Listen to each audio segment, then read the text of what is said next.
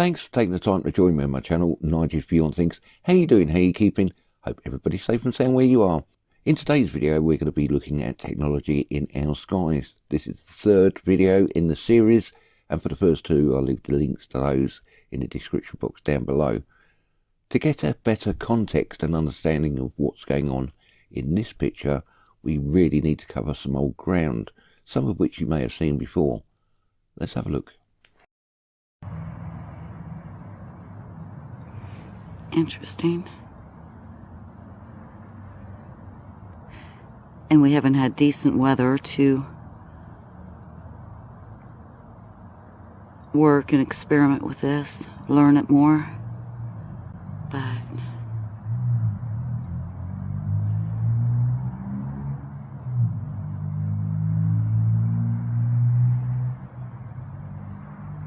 whoa, did you see that wave? Man. What we just witnessed is what many people call the lunar wave. Now, if you put lunar wave into YouTube, you get a number of videos, very interesting videos to go and have a look at, and many people are capturing it. So that means it's not a camera abnormality. Now, somebody else that's done a lot of work on the lunar wave is Crow777, and I'll leave the links to his channel in the description box down below. And he goes into a lot of detail about how to film the lunar wave and what is the best time to film it. The lunar wave, what it actually reminds me of, is a projection system for the moon. And what it looks like, we can see, is scan lines scanning down the moon very, very slowly, refreshing the picture. But in every single video, there happens to be two lunar waves, and they're equally spaced apart. So that leads me to the conclusion that if many people pointing their cameras or telescopes and taking video of this effect that's going on, there is technology in front of our moon. What makes me think that is because of this. I'm outside with my thermal camera and I've got a bit of a problem I need to show you, but the only way I can show you is record it with my phone, so please excuse the quality. And let's move that over there. Look, right in the centre there, it gives us exactly what our temperature is. Okay, 46 degrees, 0. And you can see when we get near the moon, the temperature goes up.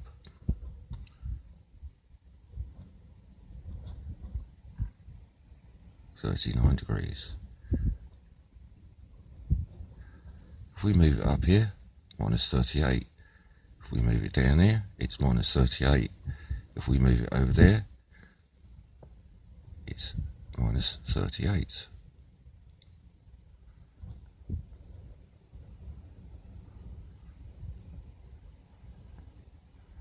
When we get near the moon, it changes. 37 degrees, 10 degrees, -8, 23 degrees.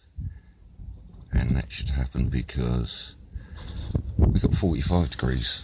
I'm sitting here in the car. Let's just have a quick look. There you can see the interior of the car is 32 degrees, 41 degrees, 32 degrees. So we're looking at the moon.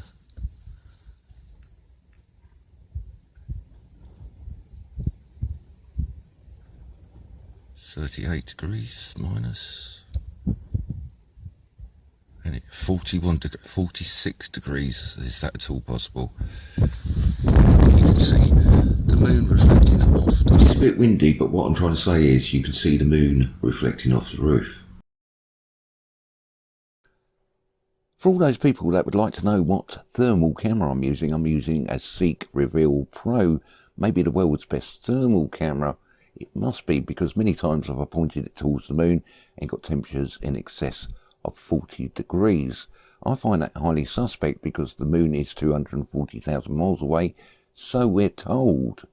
So that means that technology is a lot closer than that. I believe it's not too far up in our skies that's hiding the technology that is hiding the technology for the lunar wave. So how is it at all possible that when you're pointing your camera or your telescope towards the moon, you can't see this technology that I'm talking about? because they're using a very complex system of lenses in the sky, and let's see how that might work. So cloaking is essentially just an optical illusion, and people have been doing that for hundreds of years. There have been many high-tech approaches to try and achieve cloaking. What we've tried to develop is a simplified version of a perfect cloaking device for small angles. And what we've done is we've simplified it to a 4-lens system. And as you can see, all we've used are off-the-shelf optics that we can get from any of the optical stores. And the great thing about this is it can be scalable to any size that you can make the lenses. But the most important thing that we've done so far is this is the first device that we know of that can do 3-dimensional, continuous, multi-directional cloaking. So if you have rays that go at different angles, you can have the cloaking device still cloak it while what you see in the background is shifted accordingly without any distortion or changes. To get a better understanding of how this system works, let's have a look at the Action Lab, and I'll leave the links to his channel in the description box down below. In order Please to get go this to over work, and you subscribe. can't just use one lens, but you have to use 4 lenses. And you just set them up according to this equation and their focal points. So this focal point is our invisibility point. But then as you keep going, in order for the background to not look distorted, you have to recorrect the light that you made diverge right there. But the problem is that the image is now flipped 180 degrees. Okay, so watch as I dangle something in front of the lens, how it just disappears.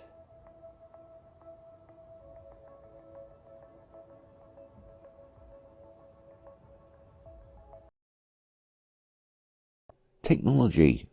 When I say lens, I'm talking about a Fresnel lens or Fresnel lens. Yeah, get it right, Nige, get it right. And you can see what I'm talking about there. A very complex system of lenses in the sky to hide things. And the reason because if people look up at the sky and see things they shouldn't do, there's going to be chaos, and that's something they really don't want to happen. Now, if I superimpose a picture of a Fresnel lens, or Fresnel lens, whatever you like to call it, beside this object here, how the two look identical. Of course, that's just a camera abnormality. That's something we normally get to see on the camera. Of course it is. There is no way that these two are connected and there's technology in our skies, is there? I think what we need to do is stop for 1 second and get a little bit of context. What a Fresnel, I think that's the correct pronunciation, lens really is. We're going to be looking at Wikipedia. I'll leave the links to that in the description box down below. It's in 48 languages. You ain't getting 48 languages out of me. I find it hard enough to speak English proper like I does. Many of you know exactly what it is, but for those people that haven't got a clue, I'm not going to go through this because it's a very, very long article. Let's just tap over it very, very quickly. A Fresnel lens is a type of composite compact lens which reduces the amount of material required compared to a conventional lens by dividing the lens into a set of concentric angular sections, and that is very, very important. Moving down here just a little bit, we can see that there's lots and lots of bump to read, and like I said, it's a very, very long article. A close-up view of a flat Fresnel lens shows concentric circles on the surface, and we'll be having a look at a picture of that in 1 second. There's a cross-section just over there, and if we go a little bit further down here, we can see lots of information. Types. There are 2 main types of Fresnel lens, imaging and non-imaging. Imaging Fresnel lenses use segments with curved cross-sections and produce sharp images, while non-imaging lenses have segments with flat cross-sections and do not produce sharp images. As the number of segments increases, the 2 types of lenses become more similar to each other. In the abstract case of infinite number of segments, the difference between curved and flat segments disappears. Imaging lenses can be classified as spherical or cylindrical. Non-imaging lenses can be classified as spot or linear. I just need to read this because it's very, very important. A spherical Fresnel lens is equivalent to a simple spherical lens using ring-shaped segments that are each a proportion of a sphere that all focus light onto a single point. This type of lens produces a sharp image, although not quite as clear as the equivalent simple spherical lens due to the diffraction at the edges of the ridges, and that's very important. You'll understand what I mean about that in 1 second.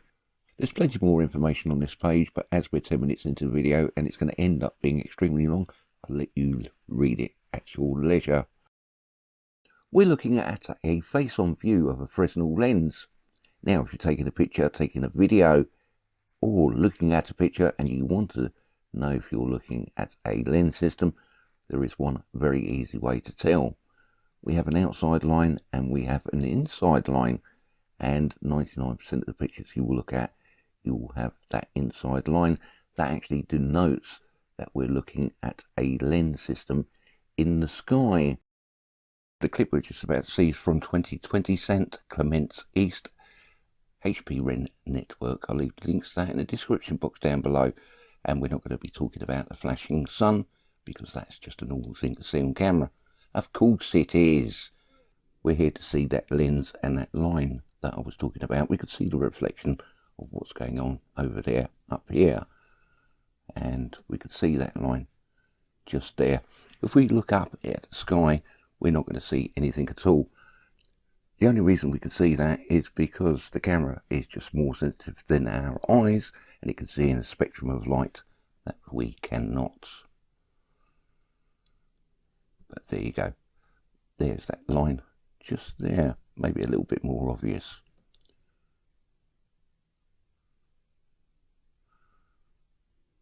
Technology in our sky.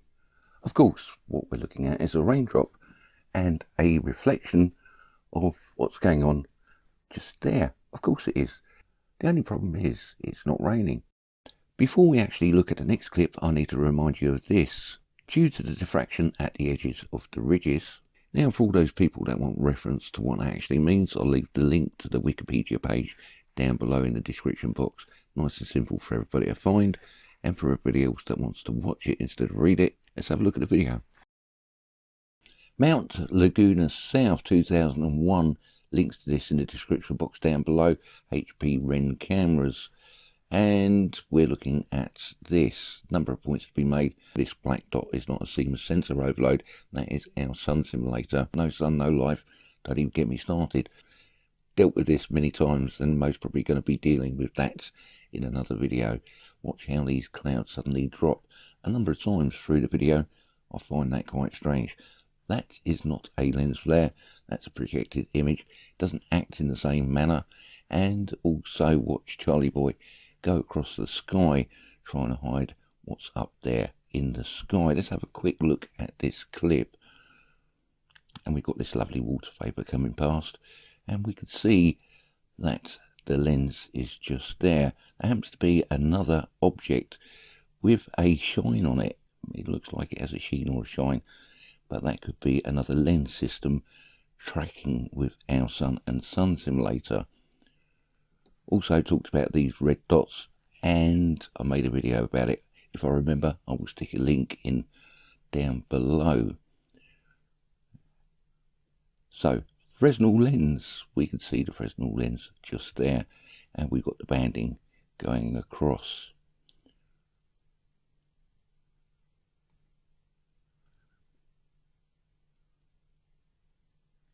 And it is absolutely so obvious that there is something in the way, because that's the opposite side of this object. And you can see it looks like a louver blind. That is square, and all of a sudden that will disappear. But notice the line around the outside. Just there you can see it.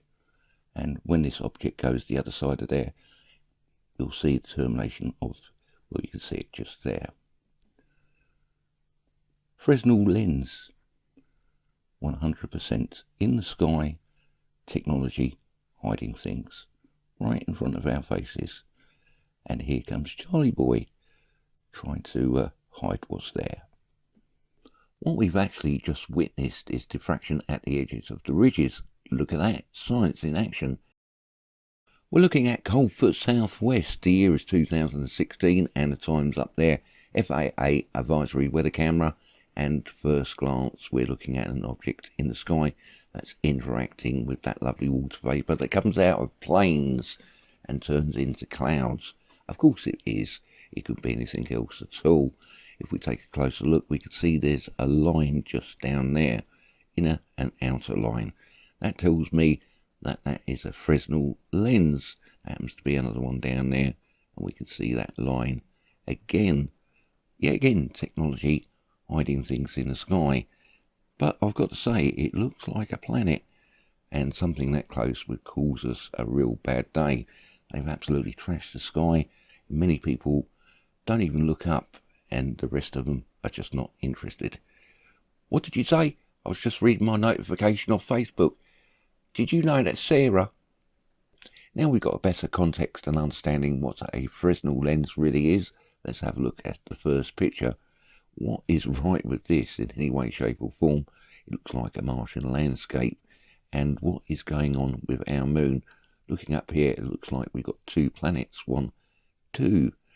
Let's have a look round our moon. Let's just zoom in, and we can see there's a multitude of lenses just here. We can tell by the lines. Let's zoom back out and let's have a look at what looks like planets, but when we get a little bit closer we can see these are Fresnel lenses. You can tell by the lines, the very, very fine lines, and you've got this rainbow effect bleeding out around the outside, and we've seen that in front of our sun, have we not, many, many times? Maybe one of the best ways of telling that there's technology in the sky, something that we don't need a camera for, is when we go outside, look up and see the sun halo. Of course, what we're looking at is ice crystals, something relatively new, and it's happening around our moon. Many people are questioning what is going on. But those ice crystals happen to be the same size in every single instance and don't vary. The same effects you can get when you shine a torch into mist or fog. You get that clear bit, and the mist around the outside is the effect that we're getting to see in this picture, nice and clear on the inside and misty on the outside. And just like the other picture, we can see the light bleeding out around the outside, that rainbow effect, which in this picture is very, very visible. But there's also something else to point out. If we look down here, we can see another rainbow. So there seems to be two rainbows. Have we seen some of those in the sky before? Double rainbows, something that's quite new, that's been happening only for a very, very short time. This also, for me, proves there's a lens system up there in the sky. And let me just point something out here. If you put two Fresnel lenses, Nige, in the sky, what a lovely pattern they would make. Now, if you had a multitude of these lenses and the sun was just there, have we seen those pictures before? I think we have. For me, what I'm looking at is technology in our skies hiding things in plain sight. Of course, that couldn't be possible at all, and that's for you to make your own minds up. And that's all I've got for you now. Much love, much peace.